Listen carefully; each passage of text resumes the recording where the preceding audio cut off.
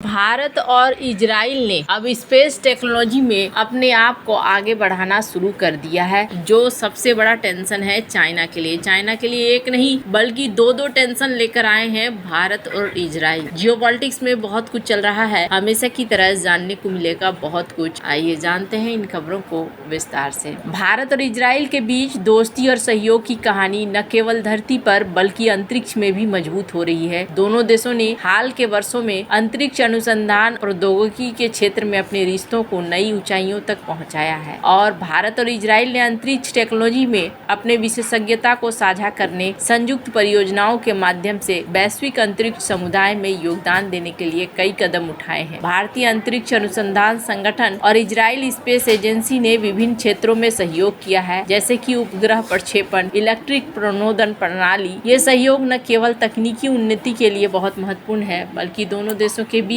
रणनीतिक और कूटनीतिक संबंधों को भी मजबूत करता है। भारत और इजराइल के बीच अंतरिक्ष सहयोग की शुरुआत हाल के दशकों में हुई, लेकिन इसका आधार उनके मजबूत द्विपक्षीय संबंधों में निहित है। 2008 में डॉक्टर एपीजे अब्दुल कलाम का प्रस्ताव आया। भारत के पूर्व राष्ट्रपति और अंतरिक्ष वैज्ञानिक डॉक्टर एपीजे अब्दुल कलाम ने 2008 में भारत और इजराइल के बीच अंतरिक्ष क्षेत्र में संयुक्त निवेश की वकालत की थी। उन्होंने सुझाव दिया था कि दोनों देश मिलकर अंतरिक्ष टेक्नोलॉजी में निवेश करें, जिससे दोनों देशों की तकनीकी क्षमताओं को बढ़ावा मिले। ये प्रस्ताव आज के सहयोग के नींव के रूप में देखा जा सकता है। साल 2019 में बेरेशिट मिशन और तार्डी गेट्स। 2019 में इजराइल की स्पेलाइल और इजराइल एरोस्पेस इंडस्ट्री द्वारा निर्मित बेरेशिट अंतरिक्ष यान चंद्रमा पर उतरने वाला पहला निजी अंतरिक्ष यान बनने का प्रयास कर रहा था। हालांकि ये मिशन पूरी तरह से सफल नहीं हुआ, लेकिन इसने भारत और इजराइल के बीच अंतरिक्ष अनुसंधान में सहयोग की संभावनाओं को उजागर किया। इस मिशन ने तार्डी गेट्स को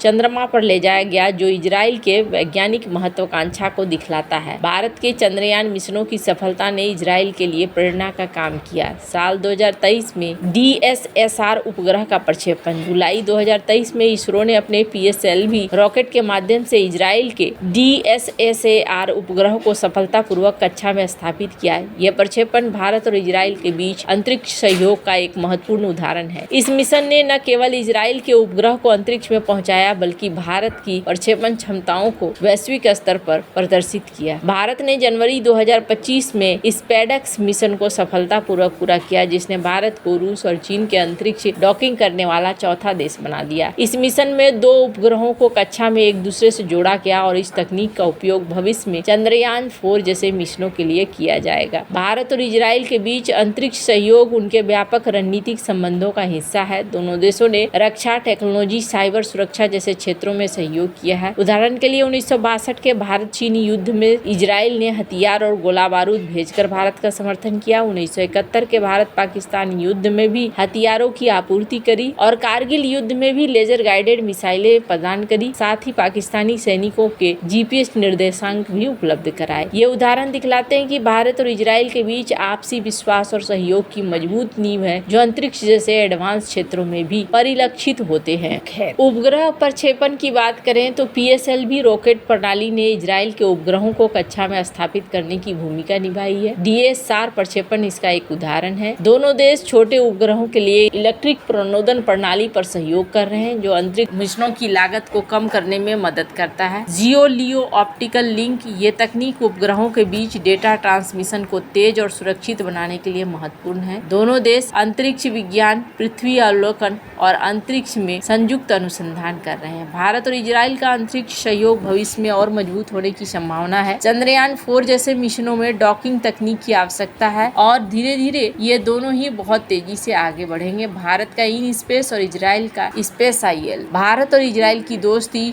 जो धरती पर मजबूत रणनीतिक और सैन्य सहयोग से शुरू हुई, अब अंतरिक्ष में नई ऊंचाइयों को छू रही है, जैसे कि कारगिल युद्ध की सहायता और अब इस उपग्रह का प्रक्षेपण। भारत और इजराइल के बीच रणनीतिक साझेदारी न केवल अंतरिक्ष और रक्षा के क्षेत्र में मजबूत हो रही है, बल्कि दोनों देशों को क्षेत्रीय चुनौतियों का सामना करने में भी सशक्त बना रही है। हाल ही में इजराइल की अत्याधुनिक stealth cruise missile ice breaker के बारे में बताया गया, जिसे भारतीय वायुसेना ने अपने बेड़े में शामिल करने पर विचार कर रही है। यह मिसाइल भारत को चीन, पाकिस्तान जैसे पड़ोसी देशों के खिलाफ अपनी सैन्य क्षमताओं को और मजबूत करने में मदद कर सकती है। आइस ब्रेकर एक लंबी दूरी की स्टील्थ हवा से प्रक्षेपित क्रूज मिसाइल है है जिसे इजराइल के राफेल एडवांस डिफेंस सिस्टम ने विकसित किया है और इसकी मुख्य विशेषताएं हैं एडवांस इलेक्ट्रो ऑप्टिकल सीकर। ये मिसाइल एक अत्याधुनिक इलेक्ट्रो ऑप्टिकल सीकर से लैस है जो हर मौसम में टारगेट का पता लगाने में सक्षम है। ये तकनीक मिसाइल को दिन रात किसी भी मौसम में सटीक निशाना लगाने की क्षमता प्रदान करता है। जीपीएस जैमिंग से सुरक्षा। आइस ब्रेकर जीपीएस जैमिंग के खिलाफ प्रतिरोधी है जिससे ये दुश्मन के उन्नत रक्षा तंत्रों को भेदने में सक्षम है। एआई। मिसाइल में एआई आधारित तकनीक है जो इसे लक्ष्य को स्वचालित रूप से पहचानने और केवल शत्रु लक्ष्यों पर हमला करने में सक्षम बनाती है। सांप्रशिक क्षति को कम करती है। लंबी दूरी और सटीकता। ये मिसाइल लंबी दूरी तक उच्च मूल्य वाले टारगेटों जैसे कि जमीन और समुद्र पर मौजूद ठिकानों पर सटीक प्रहार कर सकती है। ये इसे रणनीतिक रूप से महत्वपूर्ण बनाता है। आइस ब्रेकर अत्यंत कम ऊंचाई पर उड़ान भर सकती है जिससे इसे रडार द्वारा पकड़ना बेहद मुश्किल हो जाता है। भारत और इजराइल के बीच रक्षा सहयोग की एक लंबी और मजबूत परंपरा रही है। दोनों देशों ने कई मौकों पर एक दूसरे का समर्थन किया है। ये सहयोग रक्षा उपकरणों, मिसाइल प्रणालियों, टेक्नोलॉजी हस्तांतरण तक फैला हुआ है। 1962 में जब भारत ने चीन के साथ युद्ध लड़ा था तब भी मदद मिली थी भारत को। आइस ब्रेकर का महत्व है भारत के लिए। आइस ब्रेकर की स्टील्थ और एआई टेक्नोलॉजी से चीन और पाकिस्तान की एडवांस रक्षा प्रणालियों जैसे कि पाकिस्तान की चीनी PL-15 मिसाइलों, ड्रोन सिस्टम के खिलाफ प्रभावी बनाती है। ब्रह्मोस मिसाइल पहले से ही भारत के शस्त्रागार में एक शक्तिशाली हथियार है, लेकिन आइस ब्रेकर की कम ऊंचाई पर उड़ान और जीपीएस जैमिंग प्रतिरोध इसे एक अतिरिक्त लाभ प्रदान करता है। भारत जो LAC पर चीन की आक्रामकता और पाकिस्तान के आतंकी खतरों का सामना कर रहा है, आइस ब्रेकर के जरिए अपनी रक्षा क्षमताओं को और मजबूत कर सकता है। भारत और इजराइल का रक्षा सहयोग भविष्य में और गहरा होने की संभावना है। आइस ब्रेकर मिसाइल की खरीद पर विचार के साथ साथ दोनों देश अन्य क्षेत्रों में भी सहयोग बढ़ा रहे हैं जैसे कि ड्रोन तकनीक, साइबर सुरक्षा, अंतरिक्ष अनुसंधान। और अगर आप देखें तो आज की डेट में क्या हो रहा है, इजराइल को अपने पाले में लाने की कोशिश लगभग हर देश कर रहे हैं। तुर्की भी यहाँ पर डरा हुआ है और तुर्की की मदद कौन कर रहा है? तुर्की की मदद अजरबैजान करने के लिए आया है ताकि दोनों देशों के बीच में